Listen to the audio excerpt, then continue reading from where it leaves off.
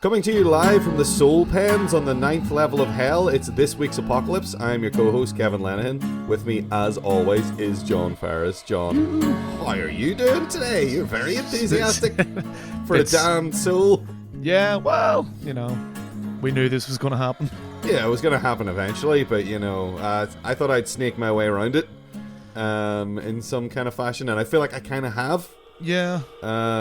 So I've just passed my test, as it were. I just got my license, and I am now a demon.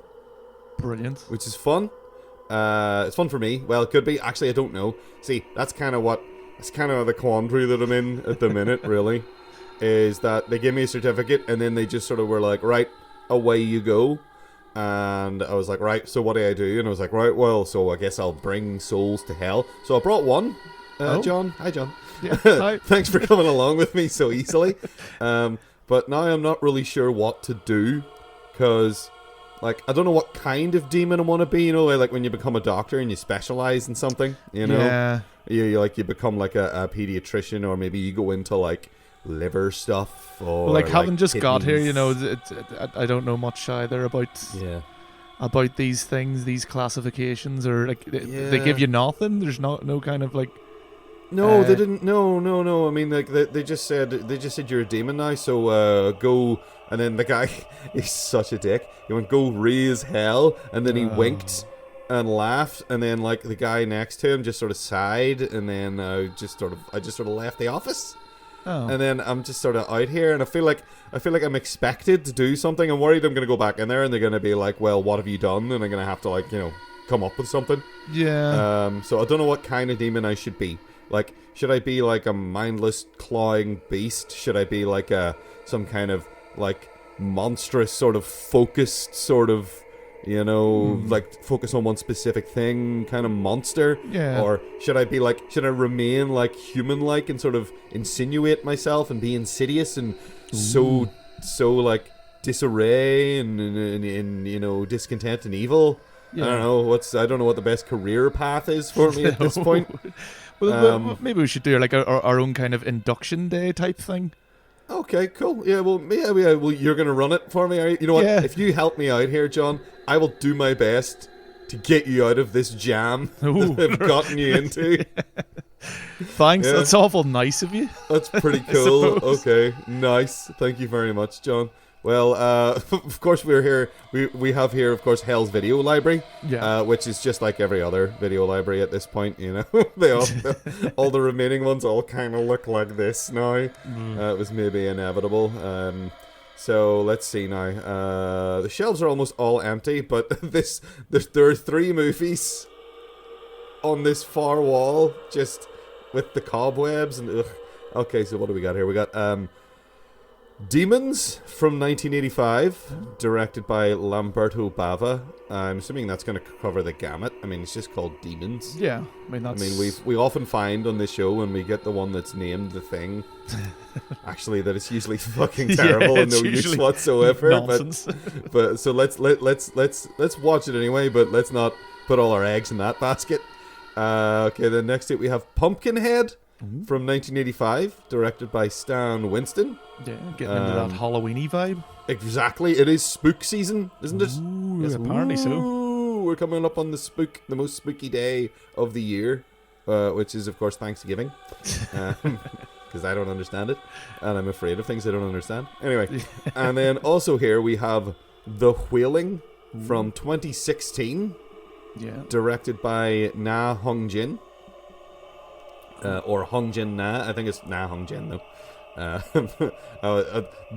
Korean names tend to get flipped about by Westerners, I think. Because I've seen it both ways, but I'm pretty sure if he was here, he would say, my name is Na Hong-jin. So, or he would say you're completely saying it wrong. Yeah, both ways. Probably. Stop doing that, you asshole. But I think we're doing all right. So anyway, let's take a little seat here on the floor, on the decrepit floor of this horrible sort of rotten Extravision. Does he say it's the soul of an Extravision? And we'll watch these movies. Alrighty, well, that was an interesting experience. So, John, before the demonic clerks of the blockbuster / Extravision / whatever this place is, get annoyed with us and eat our skin. What did you think of Lamberto Bava's Demons? Demons shouldn't work. It really shouldn't. No. There's so you could pick apart this movie and you wouldn't be nitpicking. There's like loads of like things that are, the acting's not great. The things like that. The effects even don't look real, but they don't really need to. They look like really gruesome in their own kind of weird way that you know what it's representing almost, and it's something makes it even worse because of that. But like everything kind of, all these like bad things kind of culminate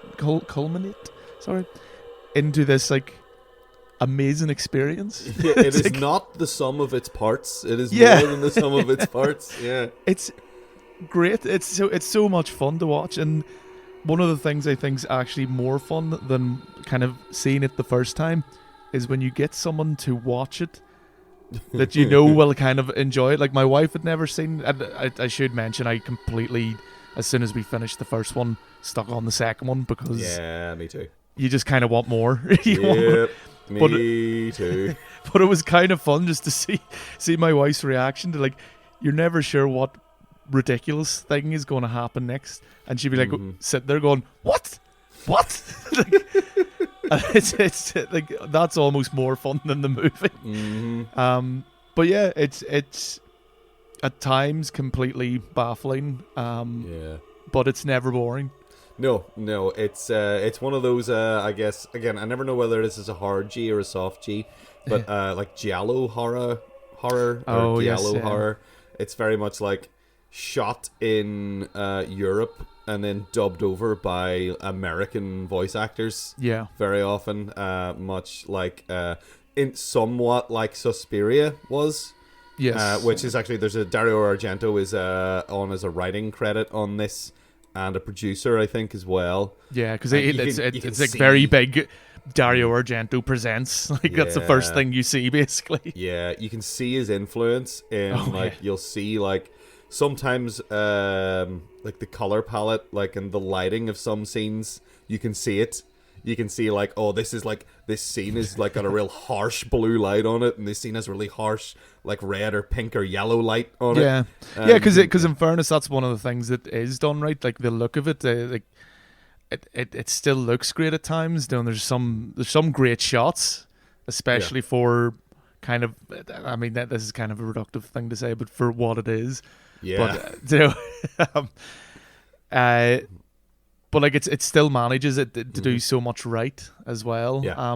That I should say that, especially the way I started there, like going, it's a piece of crap, but it's great. Yeah, I mean it's what people would probably term as one of the first films maybe to be just called a gore fest. Yeah, it's just like people turn into monsters and then rip other people apart or just scratch them in bad ways, and bad things happen, and like. The gore is great because it's like idiosyncratic gore, like you were saying. It's like like it might kind of look rubbish, but it also kind of looks cool. Yeah, and there's something about it. There's something about it that makes it almost look worse. Yeah, that like you know exactly what they're going. It kind of reminded me a wee bit of Holy Mountain, that scene where they're getting shot and things, and there's different stuff coming out of them. There's like at one stage there's birds. It's almost like that, but. Yeah, there's like a bit where a guy gets shot and then like blue smoke is coming out of his out of his chest wound. It's really weird. Like because even the blood in the blood in this is like way too thick and kind of like oozes out, and but it works so well, and it's so there are parts that you're like, oh, why is that turning my stomach, even though it's quite clearly a model. Yeah, I don't know. There's just something about it. It's shot really nicely, appropriately. Yes. And it looks cool. The effects are cool. When people demon out, I think they look great. Everybody looks kind of different when they turn into a demon. Yes, yeah. You feel like the people in the special effects department, the makeup department, were just sort of having fun and out on a lark. Yeah. Being like, oh, what are we going to do to this one? You know, and like there's even like, because there's like people having like, there's a theme of like teeth being pushed out by other teeth Yeah. over both these movies. Like, yeah, that's yeah. horrible. It's That really is horrible. nasty. Yeah, like it's if you got that old dentophobia or whatever, don't watch this movie. Yeah, 'cause my wife has that, and she covered her eyes at those points and just went, "Tell me when it's over." it's vile. Like it's really vile. Because those bits look again. It's that sort of. You can tell that it's a special effect, but also it looks really so good that it's unsettling. Yeah, Because you're like, it looks class, but also I know that it's like, that's probably latex, and this is probably that, and this and that. But it's just still horrible. Yeah. And like people are getting sliced up and things get sliced up, limbs getting sliced off, and people panicking and doing stupid things in that wonderful way that people in stupid horror movies always do. It's just like everyone's just running straight into carnage most of the time, like morons. It's one of the beautiful. worst like things in the sense that like makes you just feel wrong is the wee like anyone who's infected kind of gets this like boil on their neck at times. There's a couple of people that shows you like a close up, and sometimes that's the worst one. It kind of like pulsates and then bursts. It bursts, and you're like, ugh. What's that about? It's fucking horrible. It's not nice. No. No. But yeah, and I would say to anyone, you know, if you enjoy the first one, if you put the first one on, just watch the second one. I highly recommend that both of these because they're very similar. The second one is it's literally like almost the same cast as well. It is just it's in a got, different scenario. There's like 5 of the same people playing different characters, and it is supposed to be a sequel because they do reference the events of the first one, like on TV on the news that's being watched. But they also, which I find hilarious, is like kind of say, oh, the first film was dealt with. They dealt with the demons, so that it's back to square one basically. So they can just like kind of, so they can just kind of do everything over again. But it's hilarious. And like my all favorite, go ahead. Oh, No, you go ahead. You go ahead. Talk. The start of this first one, I just love in the sense that nothing makes sense of like all these people that go to the cinema. There's like a pimp with his 2 hookers. There's a blind man who at no point knows what's going on. He has to have the whole thing explained to him by the woman that's with him. Yeah. Who, I don't know who she is to him, if she's just there to help him about. No one knows. Nothing gets explained either, which is great. But then she has like some intimate tete-a-tete with some guy who I assume she organised to meet there and wasn't just some dude that showed up at the cinema. Yeah. That she's away getting off with behind the curtain. No, it's kind of briefly implied because it's done very quick, but it seems like they do know each other. Yeah. And she's kind of like saying, "Oh, I have to go back because he'll notice I'm away." It's like, of course he will. You need to explain this movie to him. He's literally relying on you to tell him what's happening in the movie you've brought him to. It's going on. It's absolute nonsense. Yeah, so it's a real eclectic cast of characters that doesn't make a lot of sense that any of them are there, really. And like, they get given a free ticket by a man in a robot mask or whatever it is, and then they go to the cinema. And like, thing is, they're like, they look at like they get handed the ticket, and then they're like, but I don't know where this cinema is, and they're in like they're in somewhere in Italy anyway, I think is where it is, and they don't know where the cinema is. They say, oh, I don't know where this is, but let's go to it. Yeah, and then they walk around a corner and they go, oh, there it is. They just find it.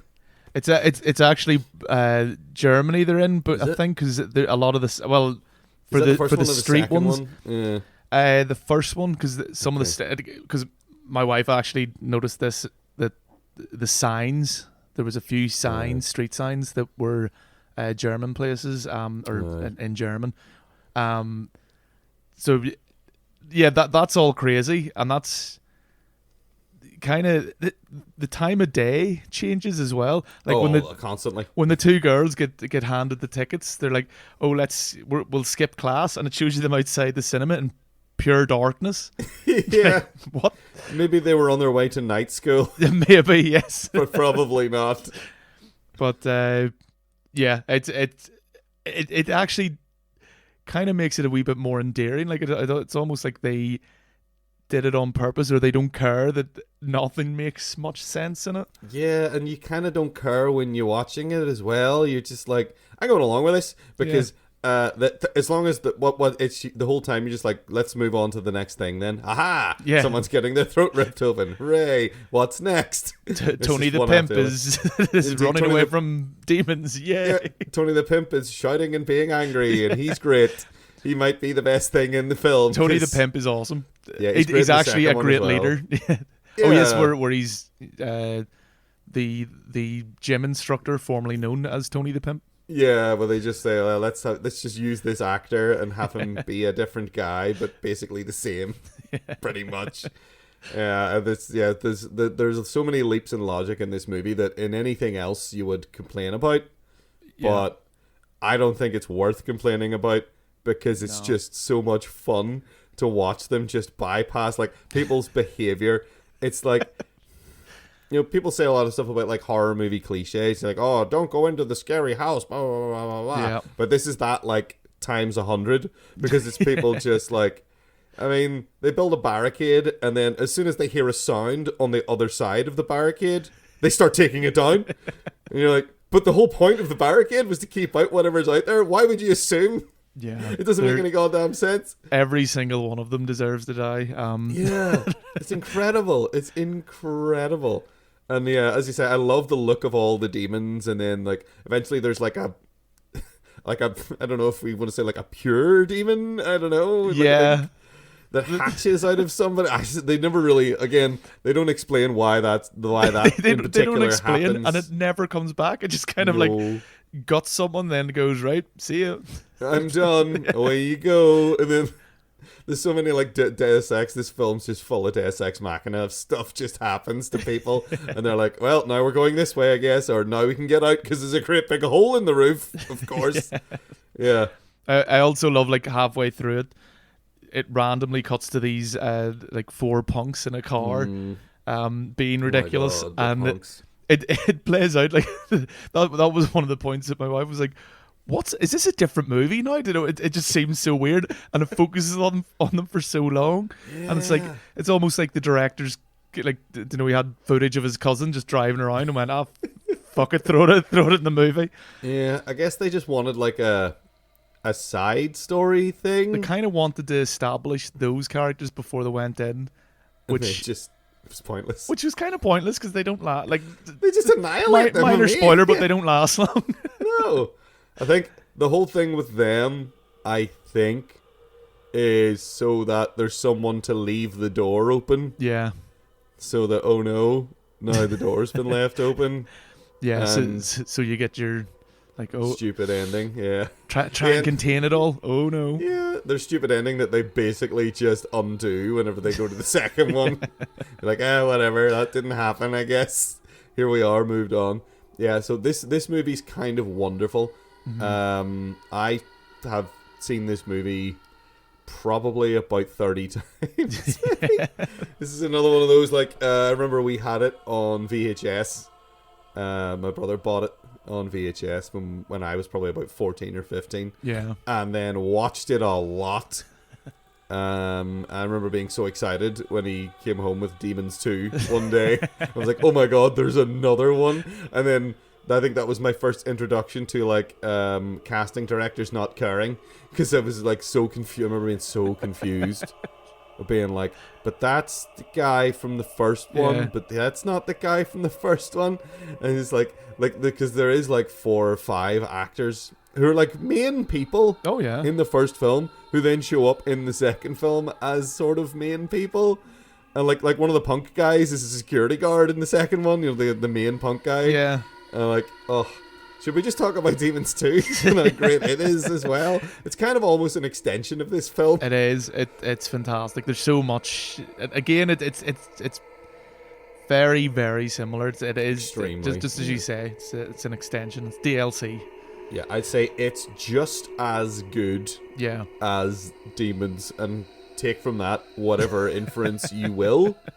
Depending on how you feel. Whatever you feel about the first Demons, you will probably feel the same way about Demons 2. Definitely. When you see it, you won't be like, oh, more. Well, if you're sick of Demons by the time Demons ends, don't watch Demons 2. But if you just want more nonsense, watch Demons 2 immediately.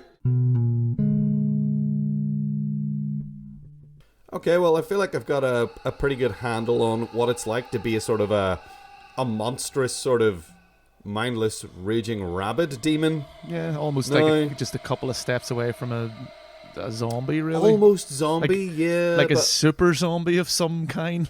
Yeah, like some kind of angry, almost, actually, maybe not quite unkillable at all, actually, super zombie.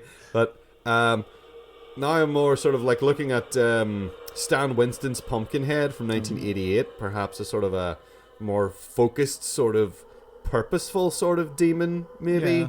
Maybe that might be my thing. I don't know. So John, what did you think of Stan Winston directing Lance Henriksen in Pumpkinhead? Pumpkinhead is a terrible waste of a movie in a way.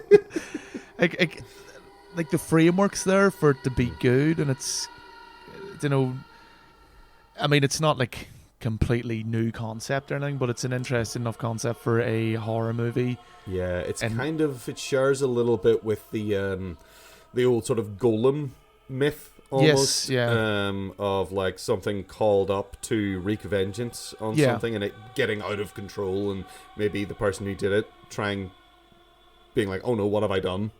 Kind of thing. It's kind of that kind of thing, which is a tale as old as time, you know. Yeah, and like that shit worked, you know.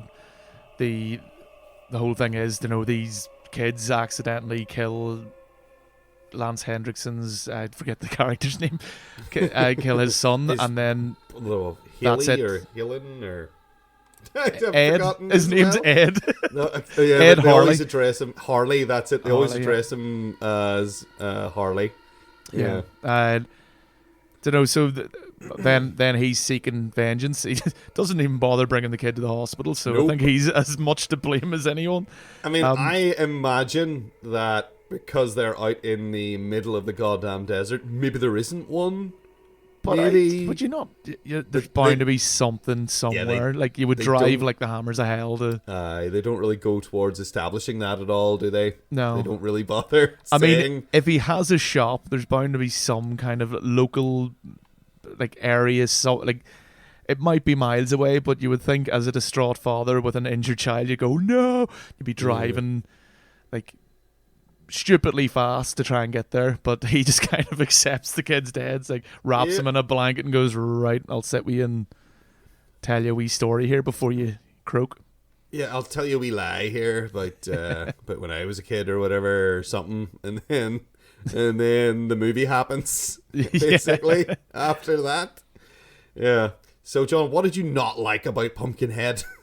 So much, unfortunately. So much. I mean, apart from Lance Henriksen, the acting is atrocious. The acting's, and even he kind of, there's a couple of times where he's kind of a wee bit, you know, they should have maybe had another take. There's a bit with the, like in the witch's house or whatever you'd call her, where he's kind of a wee bit over the top, and you're like, oh, maybe that wasn't the take he's wanted. And just in general, it's not. Like, Stan Winston is amazing with special effects and things like that, but the direction isn't great in this. You know, he hasn't done a lot of films. I think this is the first one he's credited as a director on. It was. And even the design of Pumpkinhead himself, like, he just looks like kind of a, you know, a xenomorph reject, like from the movie Alien. It looks too similar, but not like those. The Alien was very disturbing, and was very unique, especially at the time. A lot of people have aped it. As we just said, Pumpkinhead being one of them. But Pumpkinhead doesn't really look that intimidating. No, because see, the thing is, because Stan Winston did the creature effects for Aliens. Yeah. About 2 years before this, so I'm thinking like that's maybe why the heavy influence is there. But there's something about just the basic design of the xenomorph from Alien that makes it horrifying. It's the Geiger factor. It's the fact that it was designed by H.R. Geiger, and he does no matter whether you like his style or not, he makes creepy stuff. Yeah, he made very, very creepy stuff, and the alien is just disturbing to look at.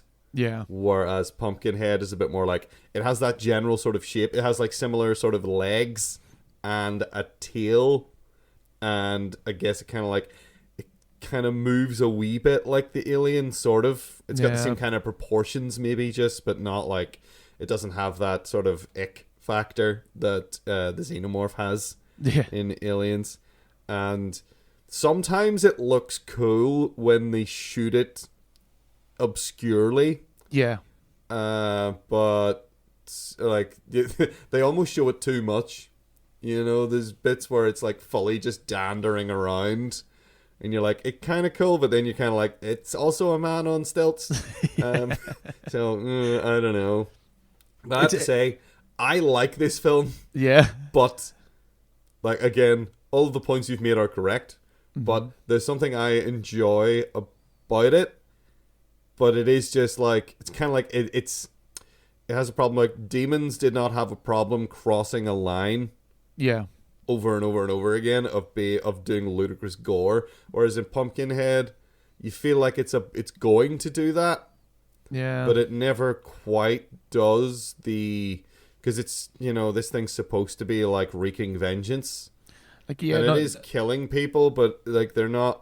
You know, you expect a wee bit more than just sort of, I'm gonna pick you up and shake you. Yeah, basically, yeah. Like none of the deaths are in any way notable. There's nothing kind of like, oh, that was amazing. It's like, yeah, his thing seems to be to just like push people into things, and like, you know, he smashes a girl through a window, and that seems to be enough. Yeah. Which is disappointing as well, because you have this big demonic creature. You think, oh, it's gonna go crazy, and as well, it's the whole tone of the thing. You know, Demons has this great tone, this very schlocky tone that it continues on throughout, and it's brilliant. But Pumpkinhead's like, it tries to be kind of serious, and it just doesn't manage it, because it can't seem to deal with the serious aspect, the child getting killed, in any like decent, believable way, and even the reactions of everyone seem really outlandish and kind of ridiculous, you know. And it just doesn't gel well. Like the whole start of it's like very, it's trying to make you like, it's trying to tug on the heartstrings and stuff, but it fails miserably. Yeah, and I think one of the main things that doesn't help, I feel, is the music. Yeah. The music is so awful. It's like this hokey sort of like bluegrassy, almost picking away with like a really, really intrusive harmonica every now and then that is just so inappropriate. And like, at the beginning it kind of makes sense, because they're trying to establish like a sort of rural America sort of tone, and like, we're living the hard scramble life out here in the desert, or in the hollow or whatever. And fine, but then it goes back to doing, after the kid has died basically, and he's driving around with a dead kid in his car, it starts playing that music again, and you're like, this is so tonally inappropriate. And it would be funny if it was done deliberately. I don't know, maybe it wouldn't be funny. But it wasn't. It was just like, this is so, just feels really awkward.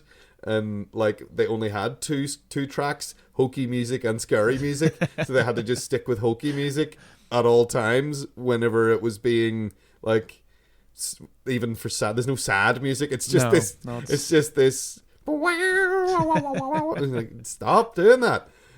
So that's really, really bad. I kind of like. I do like the effects, again, up to a point. Yeah. Like, they could be, you can tell that it's Stan Winston, you know, I mean, the man's a legend, you know, he did, as I said, he did Aliens. Yeah. He did all the Terminator movies as well, like, that's his thing. He designed the Predator in Predator. Yeah. On a plane on the way to the set, you know. So, and he also did, again, from one of my favorite movies, he designed the dog thing from John Carpenter's The Thing. John Carpenter. And in fact, I believe he is inside it. Yeah. I think he's operating the sort of head of the puppet and stuff that he built for it. He has like 4 other people doing other things because that thing is an elaborate thing. I keep saying the word thing here, but you know, yeah. But like, you know, so he's an amazing special effects guy, but as far as like direction, like making movies goes, I don't know. I mean, he hasn't really done anything really that I would consider to be a really good film. Yeah. I mean, there's a handful of shots in this that look pretty well, but the rest of it's fairly, you know, standard as far as like kind of the look of the movie goes. I do think the graveyard that they dig Pumpkinhead's body or bones or whatever out of looks a bit too much like a set. See, that's what I liked about it. I liked that it looked like something someone built for a haunted house attraction. Yeah. And like with way, way, way too much like dry ice fog everywhere and pumpkins sitting around the like place. At some point, you know, driving up that hill, like, because the whole thing is Harley, goes to this guy to ask where this witch lives, and it's like you can tell because you just follow where the fog starts getting really thick. You know? Yeah, it's in the spooky place. Yeah. Oh, do you know the spooky mountain? Oh, fuck, Spooky Mountain. All right. Aye, spooky mountain with the spooky cemetery. Aye, yeah. Yeah, it almost looks like a set from an episode of Goosebumps or something. Yeah. Is actually what I was thinking when I was watching it. I was like, this is like some R.L. Stein sort of level of stuff, except people actually die in this, as opposed to Goosebumps, where there's always a really good setup, and then it's incredibly bad from like the last third onwards. But I think this could do, if they remade this. Ooh. I think you could do something good with it, because like even as well, like the whole thing with Pumpkinhead is that, you know, you summon him if you've been wronged very badly. Basically, if they more or less just spell out if someone is killed that you love, then you can call upon Pumpkinhead and he'll exact vengeance, i.e. he'll murder everyone. Yes, indiscriminately sometimes. You know, he murdered, like that's why everyone boards themselves in, because he'll just kill whatever's in the way. He doesn't really do it in this, maybe once, but so Harley knows this, like he kind of gets warned this, and then almost immediately, as soon as Pumpkinhead kills the first person, he's like, no, what have I done? It's like, he waits until it's just exactly too late, and he's like, oh no, I guess I shouldn't have done this. What? It's like, what the fuck? Like, even the witch characters like going, well, what do you think was going to happen? It's kind of like, I'm paraphrasing a bit, but you're like, what did you think was going to happen, you dumbass? Yeah, Mr. Henriksen. It's not his fault, I guess. Yeah, so Pumpkinhead, I'm gonna say that it was kind of an all right evening's entertainment. It's not. I can see why it's not as highly regarded as, say, the big three, say, like, you know, Mike Myers from Halloween, Jason from Friday the 13th. I can almost speak, and Freddy from Nightmare on Elm Street. You know, they're like the big three that, like, those characters are iconic. Pumpkinhead's not really. No, there's a weird number of like sequels to this. There's a bunch of them. There's I'm like kind of tempted to watch them. I kind of want to see them. They might end up being better. I don't know. And there's also my first introduction to the idea of Pumpkinhead was actually like a PC game from the 90s called Bloodwings. Bloodwings Pumpkinhead 2 or Pumpkinhead's Revenge or something. Yeah. And like, I had no context at all for the movie or anything. I played this game that had weird clips from the first movie and the second movie in it, and it was so confusing, and it was kind of like a bad sort of confusing version of Doom. Yeah. Where you didn't know what the hell to do. And I think you play as Pumpkinhead in it. It's not really clear. I kind of want to watch the second one to see if that gives me more context for the game I played when I was like or does it make it 10? worse? Or maybe it makes it more confusing. I don't know, but I feel kind of like I owe it to myself to watch Pumpkinhead 2 Blood Wings. You should do that, and also download a torrent of the game and try it again. Oh my god, John, that's actually, it's probably abandonware at this point. It's probably not actually criminal to download that game. Where else are you going to get it, really? Yeah, they used to have that kind of stuff on good old games, but they don't anymore. Anyway, we're getting way off the subject here. But Pumpkinhead isn't great. No.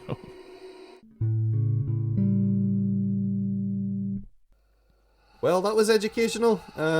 So if you say so. Yeah, well, yes. So it's nice to have focus, it's nice to be concentrating on, here's my stated goal, here's my job, here's what I'm supposed to be doing today. Yeah. I guess, is a good thing to have. It's nice to have goals. It is. It's nice to have goals. So to that end, I want to sit down and talk about a film called The Wailing, then, right, by Hong-jin. So, John, what did you think of the demon in The Wailing? The demon itself, so not even the wailing, just the demon in it. You don't have to be specific. You can just tell me what you thought about the movie first, I guess. The wailing's great. The demon in it is, there's a lot to unpack with the demon in this movie. There's kind of there's a whole xenophobic kind of bend in this movie, intentionally. So I don't think it's a mistake that they hired a Japanese man that actually what's his name, Jun Kunimura. Who was in Audition, which is a great movie. Yes, which is a fucking phenomenal movie. It's horrendous. Not to use hyperbole, but it's, oh my god, you want to talk about movies that are slow burns and then everything just goes wild. Watch Audition. Yeah. But also that's kind of what happens in The Wailing as well. Indeed. This is a 2 hour and 36 minute long movie. And when I seen that, I was like, I don't know if I'm in the mood, but it captivated me the whole way through. It did not feel like it was almost 3 hours long. It didn't strike me that it was that long until I looked after I'd watched it. Yeah. I was like, oh my god, that movie was like, because it said the hour count was 100 and so many minutes, and I was like, really? Yeah. That's kind of wild that it was that long, because I didn't feel like it was that long myself. And it's a testament to how well made it is, and the characters change. Well, not so much change, but you're seeing different facets of the, particularly the policeman character, the father, who he seems like a bit of an idiot to begin with, and then when things start getting more serious, he gets more serious, and that's kind of more realistic than what normally happens in these movies, where you've got the idiot character stays an idiot to the end until they get gutted. But he gets very serious, and a lot of things he does are very questionable. Indeed, he's kind of, as a guy, he seems to be, he's kind of at that point when the movie begins, he's kind of coasting along a little through life, and he's doing a thing it's something that I assume, we've talked, I don't know if we've talked about this before on here, but I've certainly talked about this, I think, with you and other people about how in a lot of Korean movies there's a lot of sort of addressing of inequalities on a sort of economic level and with class and stuff like that. And what you often see with protagonists is that it's adults who maybe have families of their own who are still living with their parents. Yeah. Who they're staying in one sort of social unit because maybe it's not economically viable for them to live elsewhere. So this movie is all couched in the fact he's coasting along, and him and his family are still living with is it his mother? Yeah, it seemed. I was kind of unclear. Yeah, it was kind of unclear for a while, but either way, they're living with one of their parents. Yeah, and that's sort of the way they sort of start that off, and you kind of this guy's a policeman who's living with his mom still. Yeah, and has a family and a kid. Yeah, and it's it's kind of wild in that way, where you're like, oh, well, maybe this guy sucks. But yeah, as you're saying, like the more serious the movie gets, the more serious he gets. Yeah. As the tension builds, you know, he like all the characters kind of respond how they should, how their characters would. Anyways, I was about to say how anyone would, but everyone's different. And it does a really good job of, you know, there's this kind of whole thing where the Japanese man, is he a demon? Is he just unfortunately in the wrong place at the wrong time? Is he just a victim of xenophobia? Yeah, which it seems does exist, because everybody's got all these wee stories about, oh, you never guess what he did. You never guess what I heard he did. What this guy who works down at the laundrette told me that he did. Yeah. And it's all wee things like that. Yeah, that it gives this real uncertain and brilliant kind of undercurrent through the whole movie, where you never really know what's going on. Then when you get the shaman guy who comes, you know, you're kind of going, is this guy just, you know, is he a con artist? Yeah, he comes across as such a con artist, but then the way everything's happening, it's very interesting. It's twisty turny. Yeah, in a way that you don't expect it to be twisty turny. Exactly. Which is the best kind of twisty turny. And the shots are great. Like out of all these movies, this movie is the best looking, I would say. The cinematography, and it's fantastic. I mean, there's something to be said for the extreme contrast of everything in Demons. Yeah, definitely. The ludicrous looking sort of special effects in Demons, and the harsh lighting and all that stuff. But yeah, this film's kind of gorgeous. Yeah, in a way, and it's and using like shots that you wouldn't normally say are gorgeous. Like there's a lot of like. It rains a lot in this movie, but there's some of those like establishing shots of the police officer's home and things like that just look incredible. And it's almost creepy in itself when you see the place shot like that, because the village that they live in seems like, well, the part of the village they live in seems extremely dilapidated. Yeah. Every time I saw it, I was put in mind of, here, we're going to make another video game reference, but the latest Resident Evil game, Resident Evil 8, The Village,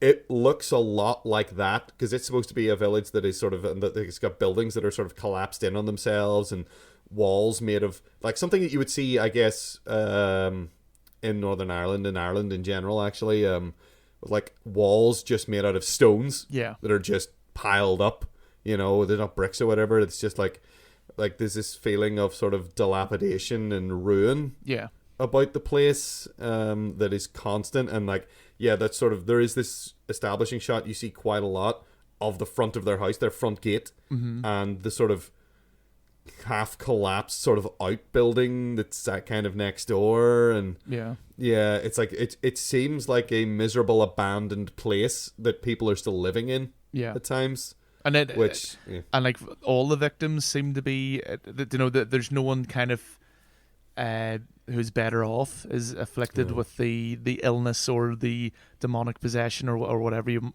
kind of at that point want to call it. But no, it's a brilliant looking, brilliantly paced, brilliantly acted as well. Like, you know, everyone in it. Particularly, I would say our two kind of main characters of the policeman and the Japanese man, are amazing in it. And antagonist. Yeah, and they switch roles as it goes on. Like, you know, they kind of, you know, at one point you're kind of almost rooting for the policeman, and then you're kind of going, you're kind of rooting for the Japanese guy, and then you're not sure. You're like, and like the Japanese man, and like we're calling him that because that's his character's name. I don't think does anybody ever address him by a name? No, he's literally do. No, he's just referred to as the Japanese man.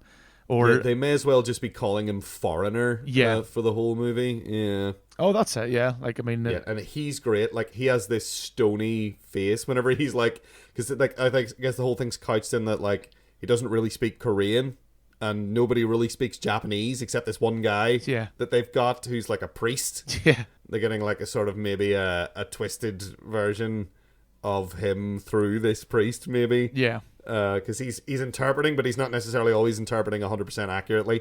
And the guy, like Jun Kunimura, he has this stony-faced demeanor that he can just do, and like that I remember from because I thought I recognized him, and then I did, and obviously we've seen him before, but we've seen him in Kill Bill as well. He is in Kill Bill. He is the angry Yakuza boss that gets his head chopped off because he's raging at Lucy Liu, and also in that context, xenophobic and racist. Yep. There.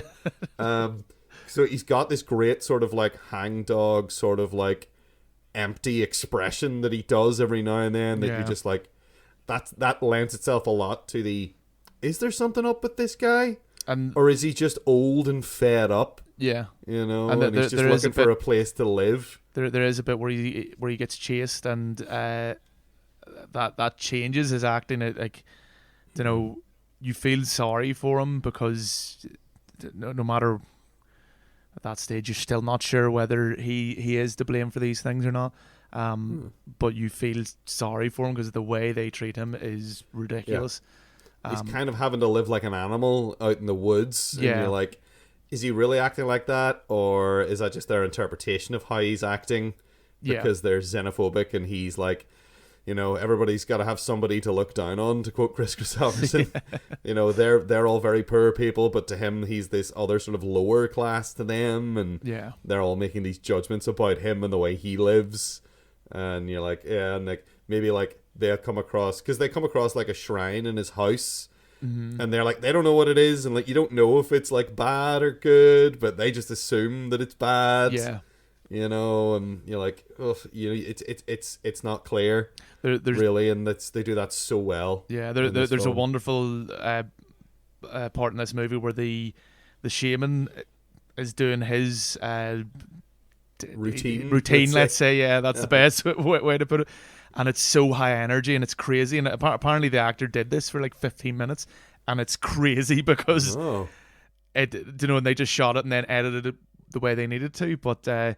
It's so high energy, so chaotic, and then it keeps cutting to the old Japanese guy doing his own kind of ritual, and he's got this wee drum, and it's a steady beat, and the contrast is amazing. It just keeps cutting between the two, and I was just like, it's so perfect. It's just for it's great filmmaking. It's so good.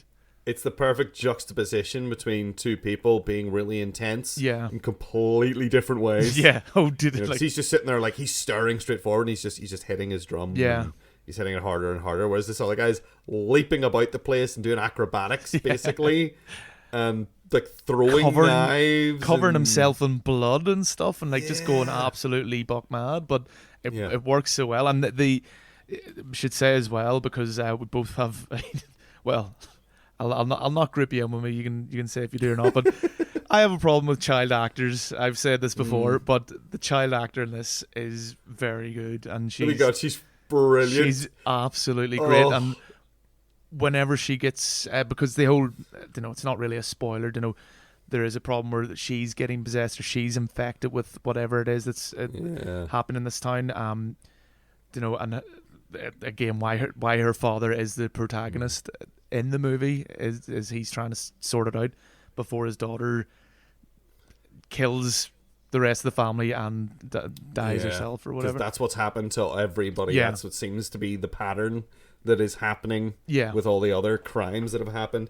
So there's a bit of the Linda Blair and The Exorcist about her, where she's acting out and like she seems really nice and sweet. And then she slowly becomes like angrier maybe, and like she starts swearing at him and stuff and giving him some home truths maybe that he's not prepared for about like the fact that he is lazy and he's a layabout, and he's, she's like telling him he's a failure, and that's kind of like, again, drawing a little bit from The Exorcist with the whole like, the demon will mix lies with the truth to deceive you, because there's a lot of like, you're getting a bit of Taoist kind of stuff in this, but then there's also a Christian angle to it that we get through the priest who acts as their interpreter. It's one of the guys. It's the policeman's partner's nephew. Yeah. Who's like a deacon. He's not even a priest yet. He's like a priest in training. Yeah. And like we're getting the sort of the Bible, like the Christian Bible sort of thing, and then you even have a scene with a priest where a priest is talking about demons. Yeah. And he's being weirdly even-handed actually about different religious beliefs and stuff, and the shaman, where he's talking about the shaman, and he's not talking about the shaman as if it's like, oh, that's evil and pagan beliefs. He's just talking about it like it's the most normal thing in the world. Yeah. That there's a shaman told him this and that, you know. And I guess maybe that's a common thing. It's interesting because it kind of, in a way, it's criticizing the religions, but in a very like, not in an extremely harsh way. Just it kind of, because at one point his partner has a cross, and let's just say it doesn't help anyone. You know, like No. you know, it's if it makes you feel better is almost the idea of like, yeah, if it makes you feel better, that's fine, but it's not really going to do anything. Yeah, whatever brings you comfort, I suppose. Yeah. But and like, one of my other favorite things about this movie is that it is genuinely funny. Yes. As well. It is actually like, it's not a comedy, but you'd be forgiven for maybe thinking that it was going to just be one at a certain point in the movie, where like there's some great physical acting going on, and there's some just really funny dialogue that even like in the translation and the subtitles that I was doing came off really, really well. Yeah. There's a particular scene, in fact, where the two cops are in the cop shop, as it were, and the power goes out, and they see somebody at the window, and they freak out, and it had me in wrinkles for like 5 minutes. It's brilliant. I get it. That's a very good scene. They're falling all over each other, and they don't know what to do. And it's just like, that's a really good establishing thing for like, these guys aren't good police. Yeah, they're bad at their jobs, but it's the kind of town where that up to now hasn't really mattered. Yep. Because nothing ever happens here, really. But all of a sudden, there's all these murder suicides going on. And like I like this, and it tends to be not just Korean, but a lot of like, I hate this term, but foreign language films. They don't show their police to be these like, you know, paragons of justice, these brave soldiers. Like, they're people, they're doing a job. A lot of the time, you know, American cinema tends to kind of specifically, it's not even foreign language films, it's just stuff that's not American. Yeah, that's true. I mean, there's a fair number of American films that are very critical of police behavior, and maybe but it's normally that's it. It's like, it's part stuff of it. It's criticizing it, you know. We're, you know, this movie, it's not criticizing them really. It's just that's their characters. They just happen to be policemen. This is a normal dude. Unfortunately for this guy, this is his job, and now he has to do it, and he's not that good at it. Very reluctantly. Yeah, he's not great at it, but he's okay. He gets by, you know, and that's fine. But then now that the pressure's on and things are actually happening and he has to do something, he's like, uh-oh. You know, now I have to do my job, and maybe he's not doing it very well. Yeah, because he's going to the crime scenes and he looks really clueless and out of place, and like is the superior officers shouting at him like, going, what are you just standing about for? Like, do something. And he's like, huh? Like, the guy's like pulls like a knife out of like somewhere it's fallen in, and they all just look at him, and they're like, they'll look at him, and they all sort of are like, should you be wearing gloves? And then he just like, and then as if it's like he drops it like it's red hot, like as if, oh no, no, I wasn't touching it. That stuff's masterfully done, and it's like, it adds this sort of great sort of levity for like the middle third of the movie that, I mean, it does sort of drain away, but it drains away naturally, and it becomes an actual horror movie as well, because it is unsettling, and they have a lot of these stuff whenever people are telling stories about, oh, you know what I saw the Japanese man doing, you know what I saw him doing, and it's great they add this like the red eye effect they add to their wee stories, because they play out people the are talking about him, and it's like, oh yeah, he had red glowing eyes. Did he though? But did he? But it looks so good as well. It's actually there's a part where he's like coming over a rock to attack someone, and It is genuine, like, ugh, I don't like that. I don't want him anywhere near me. It's really me. well shot. It's really, really well shot. Yeah. That's something I can easily say for this movie. It's well shot and it's really well lit. Yeah. As well. Because, like, the dark areas are dark. Yeah. You know, it gives this real sense of, like, unknown and lack of safety a lot of the time. Mm-hmm. Like, when he's, like, picking around on his own in, like, the crime scenes long after, when he's there by himself, it's, like, it's a real feeling of tension. Yeah. When he's going and you're like, he probably shouldn't be in there and something bad might happen to him and and then the exterior shots are just gorgeous and like they picked a good location, I think. Yeah. Because it's a really, really beautiful place. It's like a lovely big forest in a mountainous area just covered in trees. Yeah. Which is not something I'm used to seeing in person. When I think of like any mountainous areas near us or hills near us are usually just a bit of grass and mostly rocks. Yeah. You don't get like something that's like so just like completely covered like that, and they shoot it really nicely. Yeah. And, the shots are great. It's the kind of thing like if you know, you look at it and you go, I kind of maybe like to go and visit that place maybe. Yeah. But also now that I've seen this, maybe I don't because it's a bit it might freak me out a little bit. Yeah. You know, but I think all in all, I think technically on a technical level. And on a sort of like the level of the writing, I think this film is kind of a masterpiece. Yeah.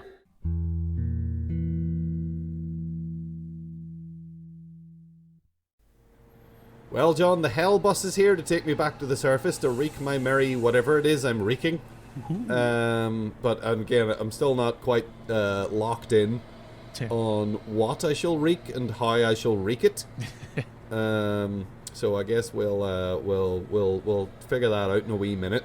But before we do that, John, which of these films did you think was the best movie? Ooh. Well, for me, it's like you couldn't get two more different movies, I don't think. But for me, it's between Demons and The Wailing. Yeah.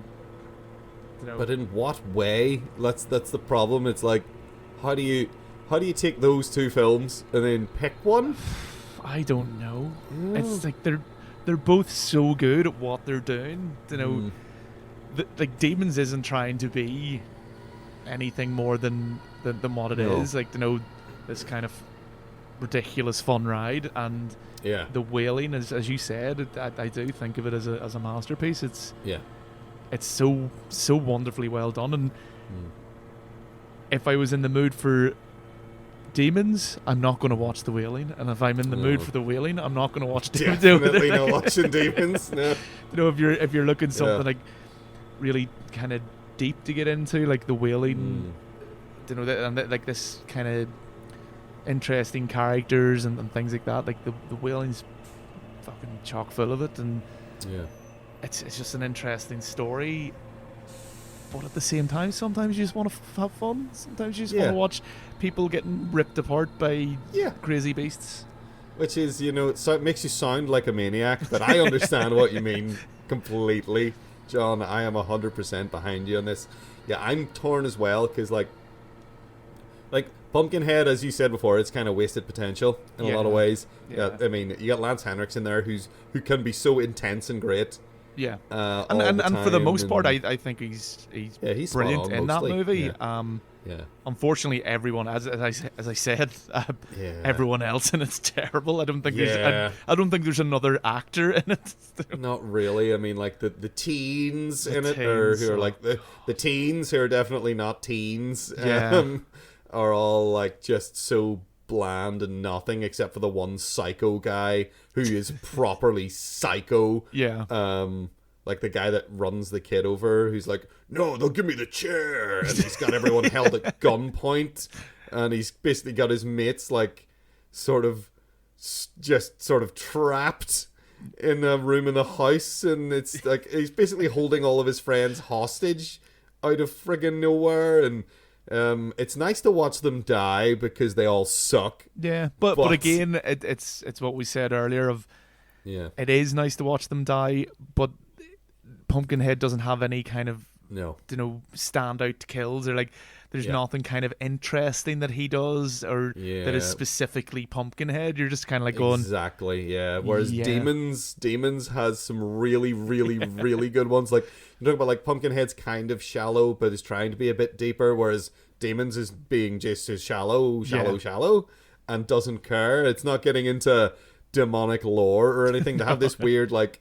They have the movie that they're watching that's sort of about what's about to happen to them, sort of, and is sort of seeding some lore here and there, but it doesn't really matter. I think the most lore you get is they will make cemeteries their cathedrals, and the cities will be your tombs. Which I would think would be the other way around. Yeah, like I would assume the cemetery would be the city, and the cathedrals would be the tombs, because of the.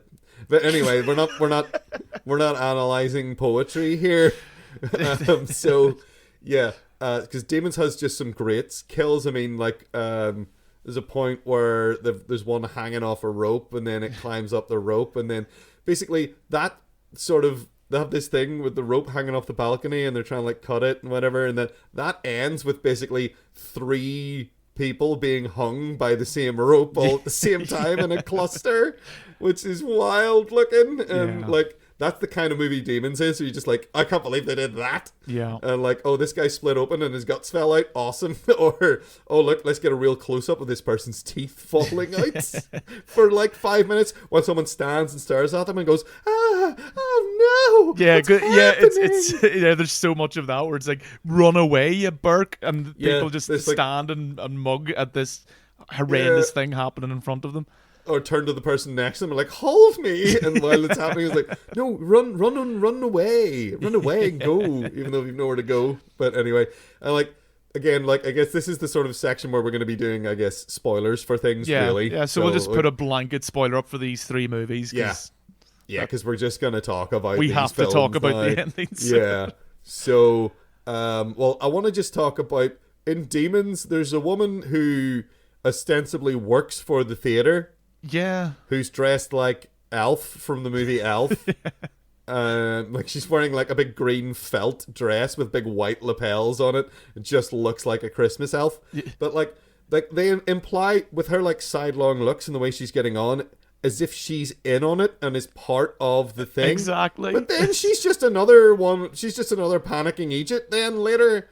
And like I'm so confused about who she is and what her motivations were.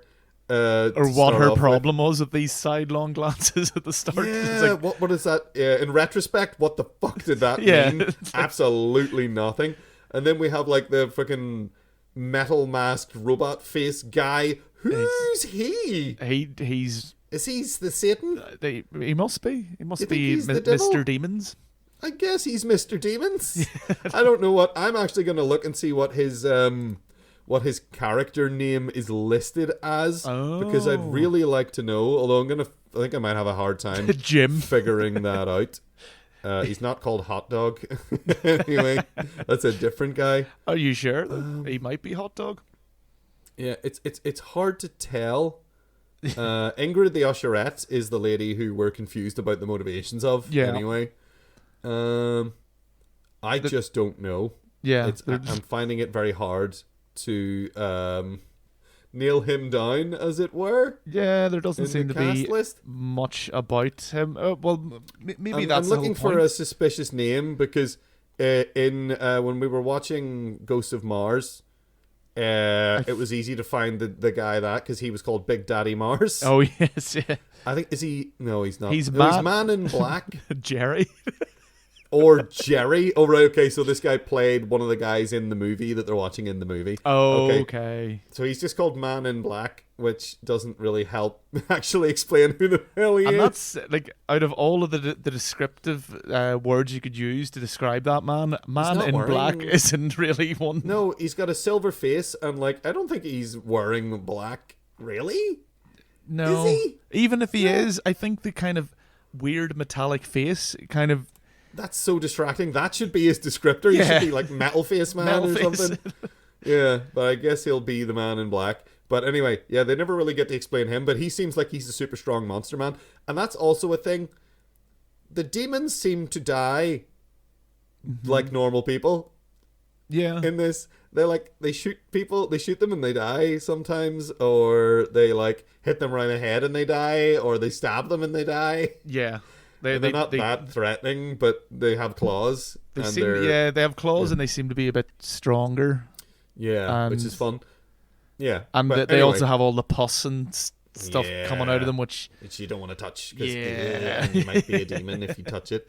So anyway, Demons versus the Wailing. Now, the Wailing is like the opposite end of the spectrum from that, and we're just like, it's so masterfully done, and the special effects in the Wailing come down to like, here's dead animals, and here's like, there is some monsterism towards the end, which is I quite liked. I was glad to read that all the animal carcasses, let's say, all the animal murder was completely like special effects and stuff like that. You know, there's not like no animals were harmed, as they say. They were able to put that up in the because credits because there's a hell of a lot of it. It's like, oh my god. Yeah, you wouldn't want him to have to actually bury his real face in a rotting deer carcass. No, that's true. Yeah, like the effect, I suppose, with the spoiler warning up, so we can talk about at the end of this, where it turns out the Japanese man is actually a demon, and he shows his true form. He does to the priest. To the priest, and it looks great. He does look terrifying. Yeah, he's cool looking, like, and he plays it so well. Yeah, he smiles at him. Yeah, and like he's slowly, and pictures of him. Oh, he's such a creep. Oh, he's so good. And like, just on that point, I was kind of, because I didn't expect that to happen. I was properly expecting the lady in white to be the antagonist. Yeah, because it's like, especially, you know, the shaman guy threw up and all, like, really violently threw up blood and white stuff whenever she was in front of him. And of course, later you find out that he's actually in cahoots with the demon.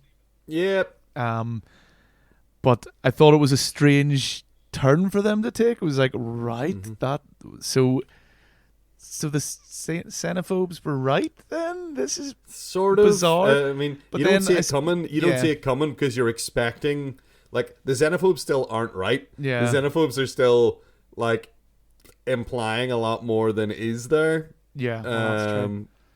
You know, they're like telling all these wee stories, and like, you know, I'm still not sure, you know, like, how much of the stories they were telling were true. Yeah, you know, and also there's a thing that, like, artistically it could just because essentially the old man, you think, is killed before this happens. So maybe you know, in an artistic way, it is just that they have made him into the monster. You know, he could be dead, and this will forever be. This is how, like, folklore things start. You know, this is how like the Jersey Devil and things like that kind of are made into urban legends. And this could be something like that, or something along those lines. I might be reading into it too much or not enough, but who knows? These things are always open to interpretation. Yeah, but so I think I'm gonna say, I think I'll have to pick the Wailing. Yeah, I mean, Demons is great, and I love how absolutely just buck mad it is, and consistently buck mad. Yeah, and Demons 2, of course, just continues that trend just immediately. If you just watch them one after the other, it just smoothly transitions. You may as well be watching the same movie. Just, oh, here we've moved from a cinema to an apartment complex. Brilliant. Who cares? That's fine. They're brilliant ones, especially like in this lead up to Halloween. You know, when a lot of people tend to, like, watch more and more horror movies, and we're probably two of them as well. Yep. I would highly recommend Demons. If you want something more thought provoking and a bit more, a lot more weight. The Wailing is If you're gonna be Halloweeny, watch Demons. Yeah. And if you're gonna be like, oh, I'm sick of all this shallow gore fest, then watch The Wailing, because it's so different. But I think The Wailing is a technically better film. Yeah. And I think it's just, it's paced really well. Like the pacing in Demons is all over the place, but it doesn't matter. It kind of works for it. Yeah, it works in its favor. Again, Demons is as we said from the very start. Demons is this movie that shouldn't work. No, all the aspects in it. Well, not all the aspects, but most of the aspects in it are terrible. But they all just form into this perfect blend of nonsense that is enjoyable. Again, enjoyable for us. A lot of people, I could see people bouncing off it quite easily. But like as far as entertainment value goes, like Demons is like a theme park ride, and The Wailing is like I don't know, like an intense sort of like book, that really sucks you in. Yeah, and and leaves its mark. I think that it definitely like at the end of it, you don't just like go, oh, that was good, and then like move on. You still think about it, and I think it is one of those movies that after you've seen it, like there's so much in it that it does stick with you. And again, I can't get over the fact that like it's 2 hours and 36 minutes because it flies. And we've struggled to get through some terrible movies that have been like less than an hour and a half, and they feel longer. This movie just it just shows you how important it is to get that pacing right. That everything that keeps happening in this movie, like at no point was I bored or was I kind of looking at the watch or looking at the time going, oh fuck, there's another hour left of this. I could have sat for another hour and watched these characters and watch this scenario, but I have to go for The Wailing as well. Yeah, it's brilliant. So that's The Wailing for both of us then, because it's just marvelous. And Demons a weirdly close second place for bizarrely. I think valid reasons. Yeah, I reckon. Reasons of the heart, John. I mean, which are of course, to quote Terry Pratchett, reasons of the heart which are unreasonable. Yeah. I mean, to be honest, it is a ridiculous comparison to make because, as we've already covered, you're watching these for very different reasons. So yeah. It's Halloween, so watch Demons. Yeah, watch both of them. Yeah, and then at some point later, watch The Wailing, or maybe watch The Wailing first. I don't know. Either way, you'll have a good time. I think. Right. So, which of these films then, John, do you think is the best sort of guide for me in my sort of newfound path as a demonic entity? Well, I mean, what's the best one for me to follow? What do you think? Can you take a bit of a beating? I don't know. Because if that's the case, you could try punching me in the stomach and we'll see. Because I would say success-wise, as far as like being a demon goes, the demons and demons are pretty damn successful. In The Wailing, he's definitely successful. Yeah, it takes him a while, but he's more of a craftsman. I feel like he's more of a long play sort of. This is my goal, and I'm going to make sure it happens, and I'm going to just be subtle and do different things and make people think certain things, and then they'll do this, and people will distrust each other, and and then I'll get what I want. See, the more cerebral approach might be for you. Pumpkinhead, he's rubbish. He kills a few teens and then gets killed he kind of just walks in a straight line towards whatever it is he wants to kill, and anything gets in his way, just sort of which. There's a beautiful simplicity to that in a way. But even the demons and demons seem to have more agency than he does. They do, don't they? Because you're kind of like an indentured servant if you're like the Pumpkinhead type demon. You're basically just doing someone's will, but like being really pedantically, overly good at it. Like you're, what do you call it? Dedicated, focused. Like when you're I'm struggling. When you're like almost like you're being like that's almost how you're like fighting against someone is like you're doing the job, but you're doing it very, very well and to a T. Like bloody minded. Yeah. Is that it? Yeah, there you go. But doing your job bloody mindedly well. I don't know if I'm that appealing. That appeals to me so much. No. Rather than I do kind of like the mindless sort of thing of demons where you just like someone's in my like you'll do scratchy scratch bite aha now you're one of us, let's go. But like You're a demon. Why not have your cake and eat it too? Maybe try the Wailing approach to begin with. If you get and then bored, if I get sick of it, I'll just just spaz go, out and go on a massacre. Oh Yeah, no! There's nothing really, or I don't know. Do you have to choose? Maybe demons guess- are more sticklers for the rules than I realize. Maybe, yeah. I think I'll go with your advice, John. Yeah. I think I will insinuate myself into a community and do some strange machinations. Very, very recently qualified demonologist, I believe I am now. Indeed, yeah. Well, I mean, you saw all this. You've been through the induction course. Yeah. You ran the induction course, so you better be a bloody expert. Otherwise, what am I even doing here? Cool, right. Well, I guess I'll just go to a small village, insinuate myself, and make them all sort of distrustful of me for... Oh, no, I don't know. No, I've got a rule as well. I'll be your wee shaman, dude. You can be my shaman, you can do the other end of it. And then when I go on a massacre, you just pull the emergency chute and get the fuck out. Okay. I will need a couple of months for dance lessons. Yeah, well, okay. And a new back and legs, I assume, as well? Maybe? Yeah, that would help. Yeah. That would help. I just get to sit and hit a drum. That'll be sweet. Drumming's easy, right? Timing before embellishment. Indeed. Cool. Right, well, that's all we have time for this week. We are on Twitter. We are at 7 Day Apocalypse. That is at numeral 7 Day Apocalypse. You can email us on filmcast@thisweeksapocalypse.com. That is filmcast@thisweeksapocalypse.com. Oh my god. What was that sound? That was just me. Oh. It's more. Okay, well, in conclusion then... Yo!